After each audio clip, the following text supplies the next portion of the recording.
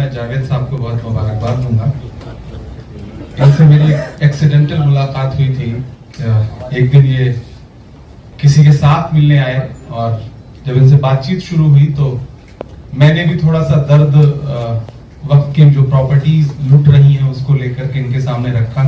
तब तक मैं इनसे बहुत ज्यादा मेरा इनसे कोई राब्ता नहीं था, कुछ जानता नहीं था इनके बारे में। और फिर जब इन्होंने बताना शुरू किया तो मुझे लगा कि इनका काम बहुत बड़ा है। और उसी दिन इन्होंने बताया कि हम एक इस तरह की कॉन्फ्रेंस या सेमिनार जैसा कुछ करने जा रहे हैं। तो मैंने कहा आप मुझे हुक्म दीजिएगा, मैं इंशाल्लाह जरूर आऊंगा। मैं यहाँ सुनने आया हूँ, सीखने आया हूँ अपने तमाम बड़ों से। जाहिर सी बात है मेरी उम्र बहुत कम है और मेरे लिए आज बहुत सारी चीजें जो मैंने यहाँ सुनी मेरे लिए भी वो नई है। मैं पिछले 1 साल से राज्यसभा में हूँ और 2-3 चीजें मौजूदा सरकार की तरफ से जो प्राइवेट मेंबर बिल के जरिए बार बार आ रही हैं हमारे सामने, उससे अंदाजा लगा रहा हूं कि हुकूमतों की मंशा क्या है।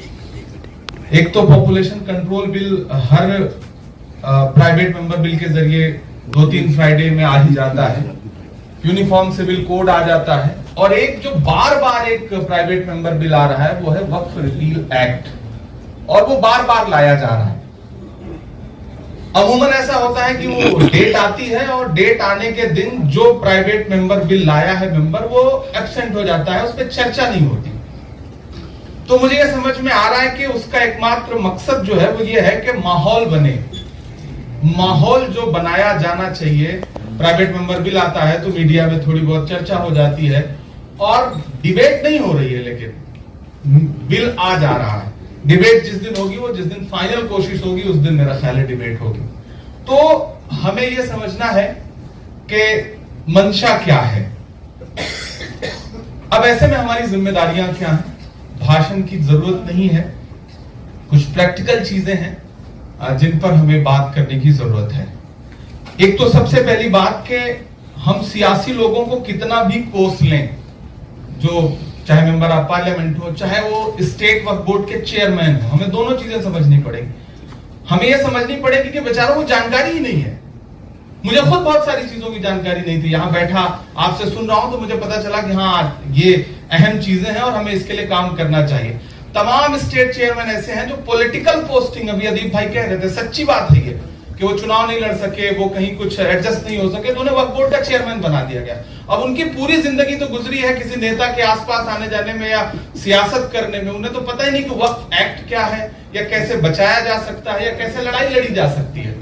तो उनका बहुत कसूर भी नहीं, हम उनको कितना भी भला बुरा कह लें, लेकिन दरअसल उनका कसूर नहीं। उनको तो अधिकारी जो बता देता है वक्फ बोर्ड में बैठा हुआ, जो समझा देता है, उससे ज्यादा वो सोच ही नहीं पाते। मैं 2-3 वक्फ बोर्ड के जो चेयरमैन है हमारी अपनी पार्टी की सरकारों के, मैं उनसे कई बार इंटरेक्ट कर चुका। मुझे शुरू से ये रहा है, हालांकि मैं ऐसे जिले में पैदा हुआ जहां शायद ही वक्फ बोर्ड की 1 बीघा जमीन हो। मैं प्रतापगढ़ में पैदा हुआ, उस एक जिले में 7 रियासतें हैं और वक्फ बोर्ड का कहीं कुछ नहीं है। तो मुझे शुरू से कोई मुझे जानकारी भी नहीं थी, लेकिन जब थोड़ा बड़ा हुआ, चीजें समझनी शुरू की, दर्द था दिल में, तो धीरे धीरे जानना शुरू किया। तो ऐसे में मैं ये कह सकता हूं अपने बुजुर्गों से भी, जो यहाँ जिम्मेदार लोग बैठे हैं, सबसे ज्यादा जरूरी है कि जागरूकता पैदा करिए, अवेयरनेस लाइए। और जब तक बेदारी नहीं आएगी, हमदर्दी रखने वाले लोग भी आपके साथ खड़े हुए नजर नहीं आएंगे। और उस बेदारी के लिए जरूरी है कि इस तरह के प्रोग्राम सिर्फ दिल्ली ना हो, आपको अपनी जो शाखाएं हैं वो लेकर के जाना पड़ेगा सूबों में भी।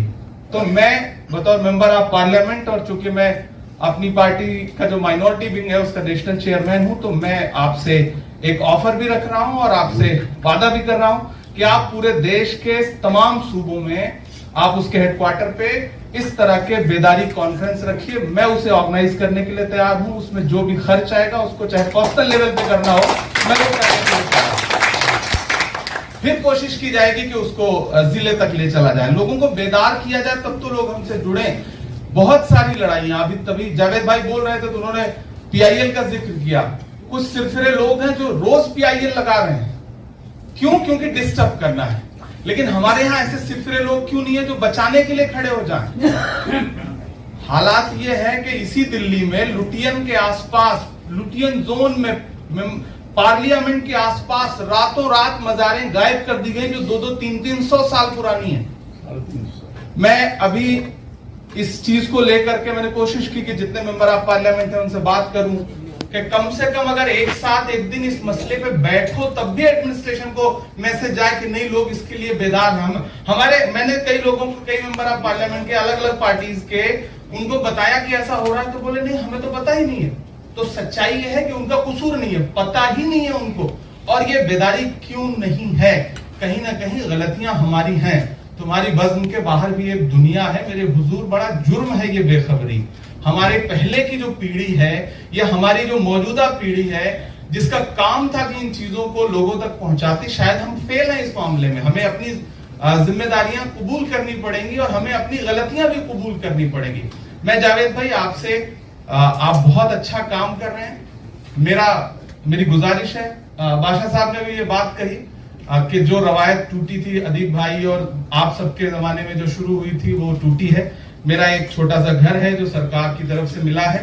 24 घंटे आप जब चाहें वहां पे जिनको बुला करके चाहें इस तरह का कोई भी प्रोग्राम बेदारी का, वक्त से रिलेटेड या किसी और चीज से, मैं हाजिर हूं। और ये मैं सियासी तौर पे नहीं कह रहा हूं, ये मैं जज्बाती तौर पे कह रहा हूं कि मैं हाजिर हूं। आप जब चाहें, जिस तरह का घर पे आप कोई मीटिंग करना चाहें, 150 लोगों की इस लायक है कि हम वहां भी कर सकते हैं।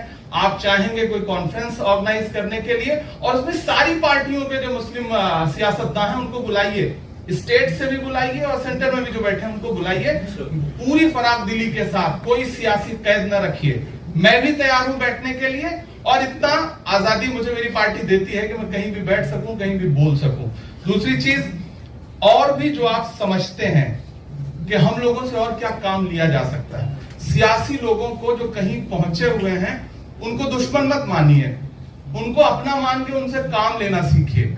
मेरी गुजारिश है, हमें बहुत सारी चीजें नहीं पता है लेकिन हमें जज्बा है, हम लड़ेंगे। आप हमें बताइए कि ये तुम्हें करना है, लोगों के बीच में जाइए, उनको बैठिए और उनसे कहिए कि ये करना पड़ेगा। आप देखिए कि हम आपके लिए लड़ते हैं या नहीं लड़ते हैं, क्योंकि आपकी दुआओं ने हमें कहीं पहुंचाया है, हम कहीं से ऊपर से टपक के नहीं आए। तो मेरी गुजारिश है कि आप उनसे काम लीजिए। कोई बहुत लंबा चौड़ा भाषण नहीं करना था, बहुत छोटी छोटी बातें थी, बुजुर्गों ने जो बताया उससे मैंने भी बहुत कुछ सीखा। आपकी तंजीम को बहुत मुबारकबाद। इसके बाद आप जल्दी से किसी अगले स्टेट में प्लान करिए। महाराष्ट्र का जिक्र किया था हमारे किसी साथी ने जब वो बोल रहे थे, मुझे वहां का डिटेल दीजिए, क्योंकि वहां के चेयरमैन मेरे डिपार्टमेंट के, मेरे स्टेट हेड हैं और वो मेरे अंडर में हैं। तो उनसे आप जो भी जवाबदेही चाहेंगे मैं उनको श्योर करूंगा, और जब आप कहेंगे मैं उनको दिल्ली बुलाऊंगा, मेरे ऑफिस में बैठेंगे, इंशाल्लाह पूरी कोशिश करूंगा कि उनकी जवाबदेही तय हो इंशाल्लाह।